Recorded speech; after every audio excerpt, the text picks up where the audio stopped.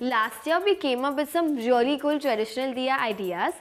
So this year we thought of shaking things up by adding a modern twist. While traditional is usually the way we love to go during Diwali, but it never hurts to have a little variation.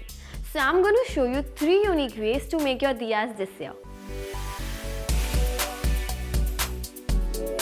The first diya which I'm going to show you is a glass bead diya. For that you're going to need an oval glass container, bag of glass beads. You can easily get them at any florist store. Make sure that the bead has a flat surface. Hot glue gun, tea light, or you can even use an LED tea light. Start by flipping the glass upside down. Take a small amount of glue and apply it on the flat surface of the glass bead. Press it firmly against the glass.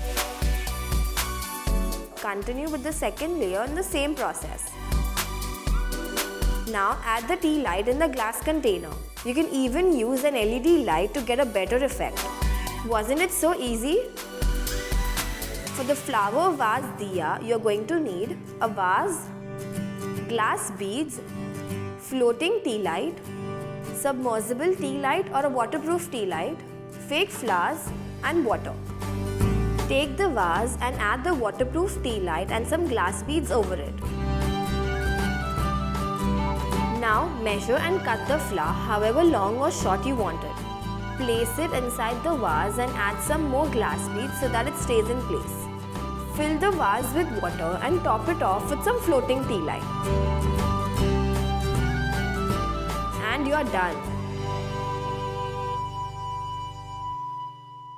For the lotus diya, you're going to need glass container, plastic spoons, hot glue gun, scissors and an LED tea light. Start by cutting the spoon stem, leaving about an inch from the top. Now take the glass and turn it upside down to start with the first layer of the petal. Using the hot glue gun, put some glue at the end of the spoon and press it down a little inside the glass edge. Continue doing the same with the other spoons to complete the first layer.